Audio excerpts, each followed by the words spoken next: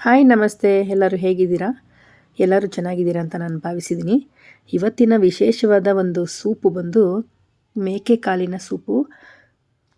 ತುಂಬಾ ಟೇಸ್ಟಿಯಾಗಿರುತ್ತೆ ಮತ್ತು ತುಂಬಾ ಒಳ್ಳೆ ಆರೋಗ್ಯಕರವಾದ ಒಂದು ಸೂಪ್ ಅಂತ ಹೇಳ್ಬೋದು. ಮೇಕೆ ಕಾಲಿನ ಸೂಪು ಮಾಡೋದು ಹೇಗೆ ಅಂತ ನೋಡ್ಕೊಂಬರೋಣ ಬನ್ನಿ. ಮೊದಲಿಗೆ ನಾನಿಲ್ಲಿ 4 ಮೇಕೆ ಕಾಲನ್ನ ತೊಗೊಂಡಿದ್ದೀನಿ. ತುಂಬ ಚೆನ್ನಾಗಿ ವಾಶ್ ಮಾಡಿ ಕಟ್ ಮಾಡಿ ಅದನ್ನು ಎರಡೆರಡು ತುಂಡು ಮಾಡಿ ಅದಕ್ಕೆ ಸ್ವಲ್ಪ ಉಪ್ಪು ಮತ್ತು ಅರಿಶಿನ ಹಾಕಿ ಒಂದು 10 ವಿಷಲ್ನ ಕೂಗಿಸ್ಕೊಳ್ಳೋಕೆ ಇಟ್ಟಿದ್ದೀನಿ.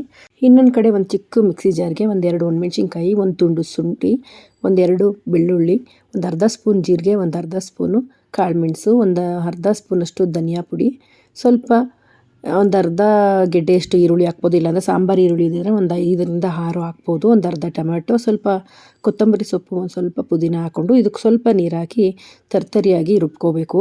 ತುಂಬ ನುಣ್ಣಗೆ ಪೇಸ್ಟ್ ಆಗಿಲ್ಲ ಅಂದರೂ ಪರವಾಗಿಲ್ಲ. ರುಬ್ಕೊಂಡು ನೋಡಿ 10 ವಿಷಲ್ ಆಗಿದೆ, ನೋಡ್ತಾ ಇರ್ಬೋದು. ಈಗ ಒಂದು ಪಾತ್ರೆಗೆ ಸ್ವಲ್ಪ ಬೆಣ್ಣೆ ಹಾಕ್ಕೊಂಡಿದ್ದೀನಿ ಮತ್ತು ನಾವು ಬೇಯಿಸಿಟ್ಕೊಂಡಿದ್ವಲ್ಲ ಈ ಕಾಳುಗಳನ್ನ ಹಾಕ್ಕೊಂಡು ಇದು ಬೆಣ್ಣೆ ಒಳಗಡೆ ಸ್ವಲ್ಪ ಫ್ರೈ ಮಾಡ್ಕೊಳ್ಳೋಣ.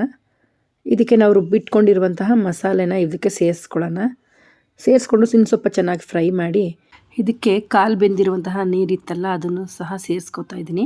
ಸ್ವಲ್ಪ ಮಸಾಲೆದು ಮಿಕ್ಸರ್ ಜಾರ್ ತೊಳೆದಿರುವಂತಹ ನೀರು ಎಲ್ಲನೂ ಇದಕ್ಕೆ ಆ್ಯಡ್ ಮಾಡ್ಕೊಳ್ಳೋಣ. ಎಷ್ಟು ನೋಡಿಕೊಂಡು ನಿಮಗೆ ತಿಕ್ನೆಸ್ ಬೇಕು ಅಷ್ಟನ್ನು, ನಿಮ್ಮ ಸೂಪ್ ಎಷ್ಟು ಬೇಕು ನೋಡ್ಕೊಂಡು ನೀರು ಹಾಕೋಬೇಕು. ತುಂಬ ಟೇಸ್ಟಿಯಾಗಂತೂ ಇರುತ್ತೆ. ಇದಕ್ಕೆ ಸ್ವಲ್ಪ ಉಪ್ಪನ್ನು ಸೇರಿಸ್ಕೊತಾ ಇದ್ದೀನಿ. ಸ್ವಲ್ಪ ಕೊತ್ತಂಬರಿ ಸೊಪ್ಪನ್ನ ಮೇಲೆ ಹಾಕಿ ಚೆನ್ನಾಗಿ ಒಂದು ಮಿಕ್ಸ್ ಮಾಡಿ ಒಂದು 10ರಿಂದ 15 ನಿಮಿಷಗಳ ಕಾಲ ಚೆನ್ನಾಗಿ ಈ ಥರ ಬೇಯಿಸ್ಕೊಂಡ್ರೆ ತುಂಬ ಹೆಲ್ದಿಯಾಗಿರುವಂತಹ ಸೂಪ್ ರೆಡಿಯಾಗಿಬಿಡುತ್ತೆ.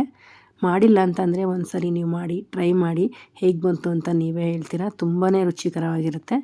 ಈ ವಿಡಿಯೋನ ನೋಡಿದ್ದಕ್ಕೆ ನಿಮ್ಮೆಲ್ಲರಿಗೂ ಧನ್ಯವಾದಗಳನ್ನ ಹೇಳ್ತಾ ವಿಡಿಯೋನ ಇಲ್ಲಿಗೆ ಮುಗಿಸ್ತಾ ಇದ್ದೀನಿ. ಮತ್ತೆ ಮುಂದಿನ ವಿಡಿಯೋಗಳಲ್ಲಿ ಸಿಗೋಣ. Thank you for watching.